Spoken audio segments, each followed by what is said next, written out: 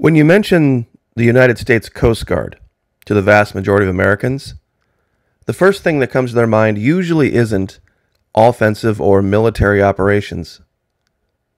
They usually think of drug interdiction, standards enforcement, perhaps search and rescue. Well, what if I told you the United States Coast Guard is now launching a vessel that is going to attempt to shoot down a UFO in Antarctica? Now, I'm sure a lot of people are already laughing. Well, I have proof. They are launching a ship that is going to be equipped with some offensive weaponry that would make the U.S. Navy jealous. Now, some might scratch their heads and go, wait a minute. Why would a U.S. Coast Guard cutter, a ship designed to cut through the ice in Antarctica, why would they need weapons? Well, I asked myself that question as well. This particular weapon is very advanced. In fact, it's the most advanced weapon of its genre. And where is it going? On a Navy ship? No. It's going on a United States Coast Guard cutter headed for Antarctica. They're going to attempt to use this weapon, combined with other technologies, to shoot down one of these craft that they know is coming from Antarctica. This is the smoking gun article. This is the thing that they're doing that they don't want anyone to know about. They're going to use the Coast Guard. Ultramarine, multi-mission ready, polar security cutter. Now, when they talk about key features and capabilities and the specs and the hull design, none of this is mentioned. It's basically meant for ice breaking, sea keeping, cutting through the ice in Antarctica to allow the transit of science vessels, allegedly. It's got some pretty cool power systems. ABB Azipod drives, shafted centerline propeller, 45,000 horsepower. It's a pretty awesome ship.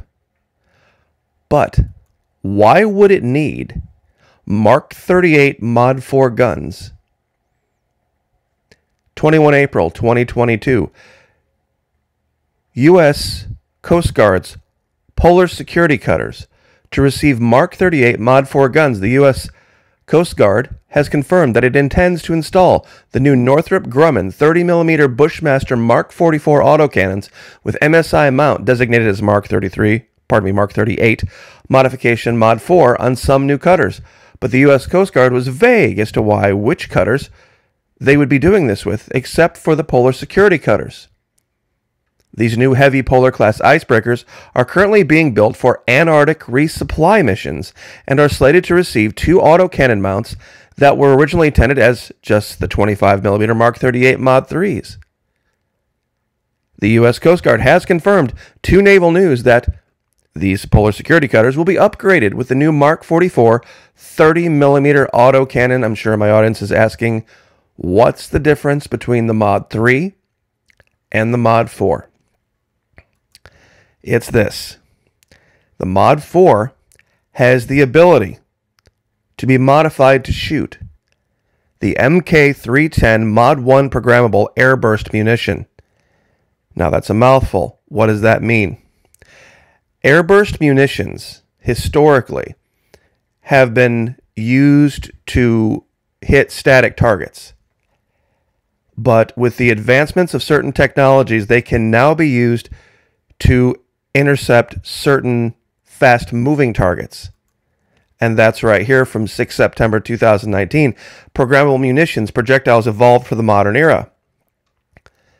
Now, they go through and they talk about the history of a programmable munition, airburst munition. Basically what this is, you fire it downrange, and at a certain point, whether it's with a timer or whether it's with a ground proximity fuse, it goes off and it shoots a whole bunch of other munitions in a giant area of effect pattern.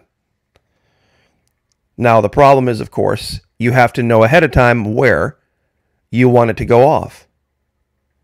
While there are many types of programmable munitions, the primary purpose of most programmable munitions is to airburst at a specific distance from a target. For infantry targets, airbursts are often more effective than direct impacts, as the distribution of a fragmentation pattern is more effective when it's radiating from a point in the air rather than a point on the ground.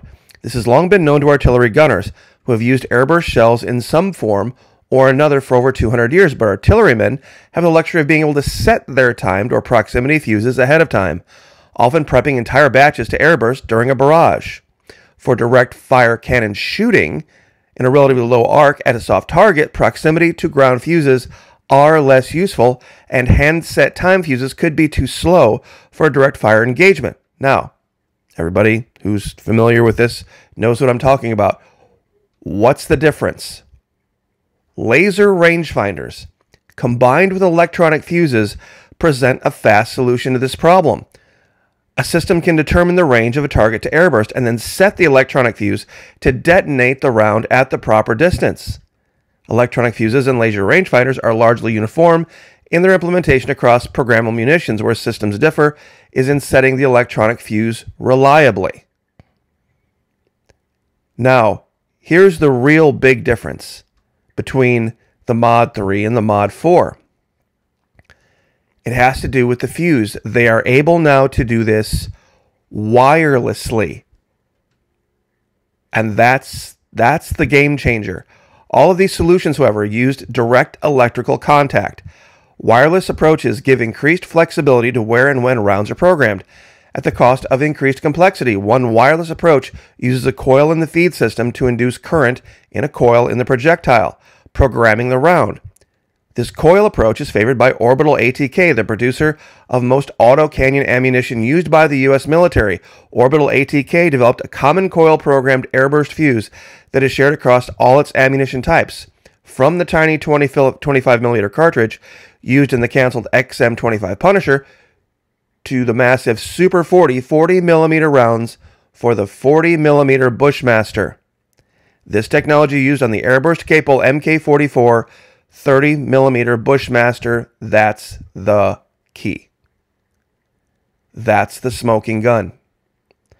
They are sending a cutter to Antarctica that has the ability to shoot rounds that can get generally close to something, and using wireless technology and laser rangefinders can just go boom in the area.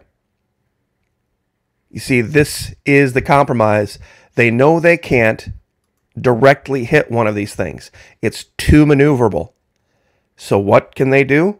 They can fire a whole bunch of rounds downrange, and when they know the distance, to where it is, they can just set them all to go off and basically surround the thing with a bunch of grenades and try to shoot it down.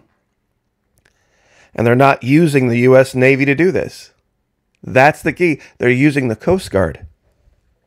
That's why nobody's going to pay attention to this. Nobody's going to know what they're doing, because they're going to assume, of course, that this would be something the U.S. Navy would do, not the Coast Guard. So I'll give you the links to these articles. This one is navalnews.com. This video is from Defense Web TV, and they talk about the MK310 Mod 1 that is primarily designed for the Mod 4 gun. And this is overtdefense.com from 2019, talking about this particular round and what it's meant to do. See, they've released this report, and it's very clear that the government was concerned about being able to interdict anything in flight in its airspace. And without the ability to stop anything, that presents an untenable threat to national security. So they put everything on the table. And they've already awarded a contract to build a second one. And that was just announced. VT Halter Marine wins contract for U.S. Coast Guard's second polar security cutter. So they're going to build two of them. They have a mission, and they know what they want to go do. They're going to take these things down to Antarctica under the radar, and they're going to wait. And they're going to wait for one of these craft to appear. And then they're going to try to light it up. So, anyway, I'll leave it there. God bless. Like, share, subscribe. Keep your eyes open, and we'll see you guys next time.